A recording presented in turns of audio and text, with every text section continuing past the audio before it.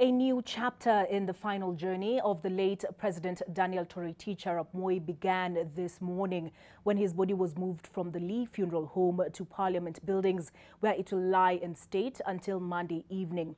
President Uhuru Kenyatta led the country in paying respect to a man who was a father and leader to not only his family, but to many individuals and the nation at large for many years. Leila Mohammed followed the procession and brings us the highlights of the day.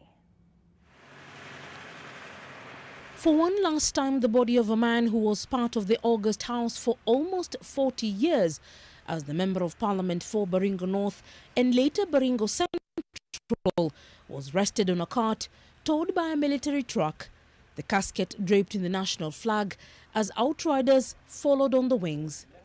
The Defence Forces clad in ceremonial gear, swords and black armbands in honor of a man who commanded them for 24 years.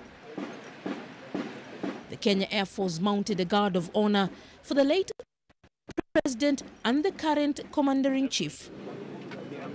At Parliament's outer courts, a pictorial exhibition from the Presidential Library is set up, offering a glimpse of the side of the former president many never knew.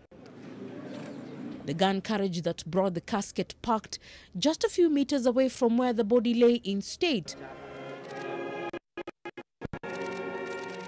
Leaders arrived in droves, waited for the head of state to arrive as they bantered in small groupings, some sharing memories of the demised leader. He ruled Kenya at a very difficult time because it was a time of several transitions. Pale kwa kijiji hao wanasema wamepoteza kiongozi na wanakumbuka Moi kama kiongozi ambaye alikuwa shifabu. This is an event that take us back to history, to review our history. The mood was somber, with many staying strong as the black attire most had giving a sneak peek into their states of mind and heart.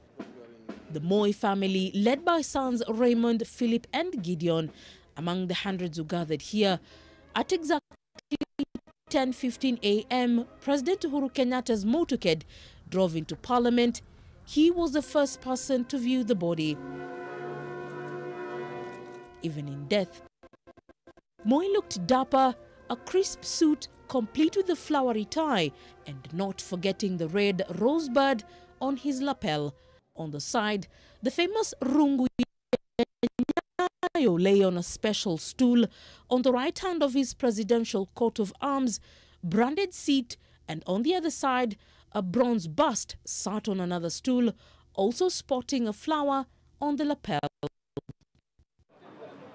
When it was their turn, Kenyans who turned up in their hundreds and waited in long queues rushed in to witness and be part of the historic event as they reminisced on their own Moi memories. At that time akasema hao watu nikiwaletea maziwa watakuja kwenda shule. Na siona kumbukumbu kwa kaseti tu, lakini nitaiona mwenyewe.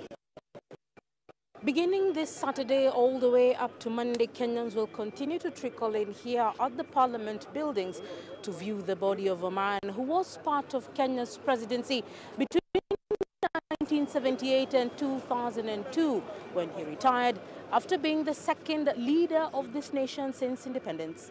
The first day of lying in state comes to an end, but the precincts of Parliament remain the center of attention until Monday 5 p.m.